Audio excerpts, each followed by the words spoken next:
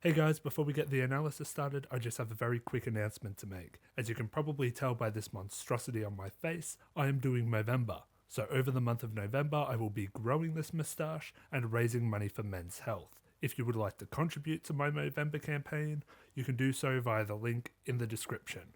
Now, on with the analysis. For a while, I was worried that analysing the Season 2 trailer may have been a bad idea. Sure, it was more content for my channel, which was suffering a severe lack of content at the time, but when it came to analyse the story it was based on for real, would I have anything left to say? Well, it turns out the answer is yes. There is still plenty to say about April Fool's Day, the story you can find at the beginning of episode 3, and based on the Takagi-san manga's 77th chapter. I feel like the point of this story is less to move things forward and more to confirm where we are and implicitly reflect on where we have come from. It begins in a very similar way to many stories we have seen before. Nishikata sets up a trick to get back at Takagi, in this case telling her about a sale at their local lolly store even though there isn't one. And Takagi goes along for the ride to see what Nishikata is up to and avoids being teased by either getting the upper hand, being part of a plot that wasn't all that good to begin with, or just being lucky enough to have it naturally backfire on Nishikata. I feel like in this situation you could argue that the last two are true. Yeah, it was lucky that the sale happened to be on that day, but had it not been, I doubt it would have been the victory that Nishikata had imagined, especially considering that Takagi implies that she was at least skeptical about this sale. Another aspect of their meeting worth addressing is Takagi's declaration that this is a date. It seems clear to me that within the context of the story, this is done solely to tease Nishikata, but there's more to it than that. This moment, intentionally or not, sets up a nice contrast to a similar scene during Summer Festival, but we will discuss that when we get to that particular analysis. Only 25 stories left until we get there. Inside the lolly shop, Takagi tries to make conversation with Nishikata, but he is clearly distracted, trying to plot against her.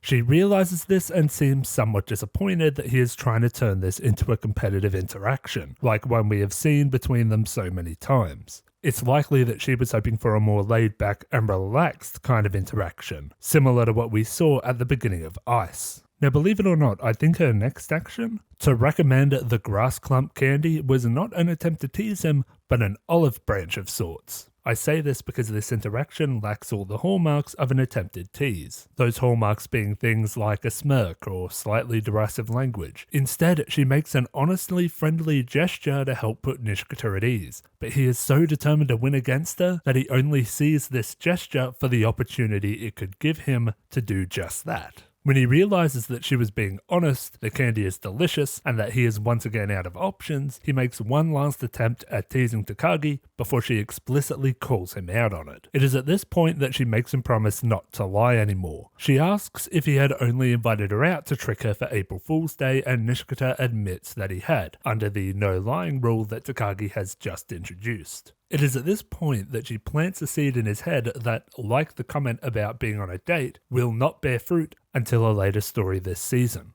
She tells him that she is disappointed as she was so pleased to be invited out by him. Nishikata seemingly only now realizes the implications of inviting her out the way he did, and he seems none too pleased about the implications. Now that a regular hangout is out of the question and Takagi has made Nishikata promise not to lie, she decides to take advantage of the situation. She asks Nishikata if she has ever made him blush. Now you may wonder why she is asking this. As an audience, we know that Takagi has made Nishikata blush many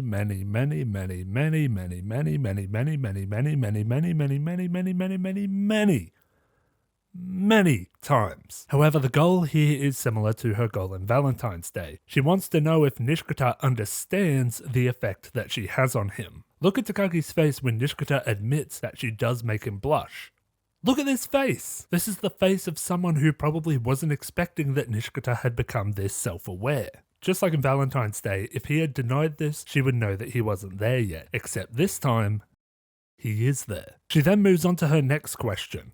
She asks him whether he wants to be in the same class. He begins imagining the things about his life that could improve if he wasn't in the same class as Takagi. His mind is still in the same place as it has been this whole story, on the rivalry aspect of their relationship. However, somewhere in this thought process, his perspective shifts in a moment that defines this whole story. When he looks next to him and sees some random girl, he isn't happy, and in the very next shot, the seed is empty. He realizes at that moment without any external prompt that his school life without Takagi would be lonely. So when she re-asks him the question, he struggles through the embarrassment and tells her yes. Again, the look on her face and the slight flushing of her cheeks says it all. She realizes that all the plotting she has been doing is paying off, that Nishikata is slowly but surely warming up to her. Of course, he goes on a tangent about wanting to win against her, but as I'm sure we all know by now, competition is how Nishikata defines his relationship with Takagi at this point, because that is all his adolescent mind can comprehend.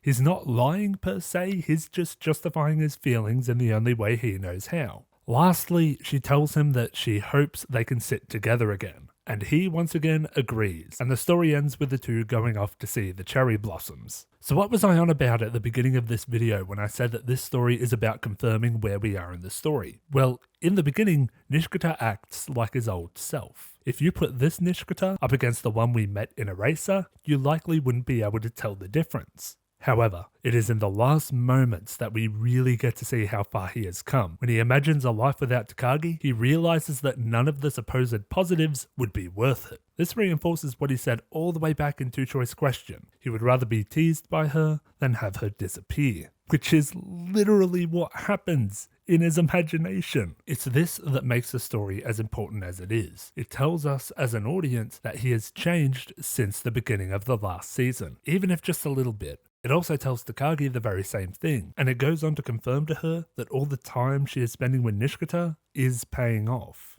On first glance, this story would seem like an odd one to adapt into a trailer. If the aim is to interest a potentially new audience, then this story would hardly make any sense. But that's the thing, the trailer based on April Fool's Day wasn't for new fans. It was for old fans. It made a promise that Nishikata would not take a step back for the sake of maintaining the status quo. That the Nishikata we would watch in Season 2 would be a different person to the one we watched in Season 1. And as we will go on to discuss in future analysis videos, this is a promise that they keep. And that's it for this analysis video. Thank you to Orion Tran for supporting me on Patreon. If you would like to join Orion or see the outtakes for this video for free, you can do so via the links in the description. If you would like to contribute to my Movember campaign and help raise money for men's health, you can also find that link in the description. Thank you all very much for watching, and I will see you next time.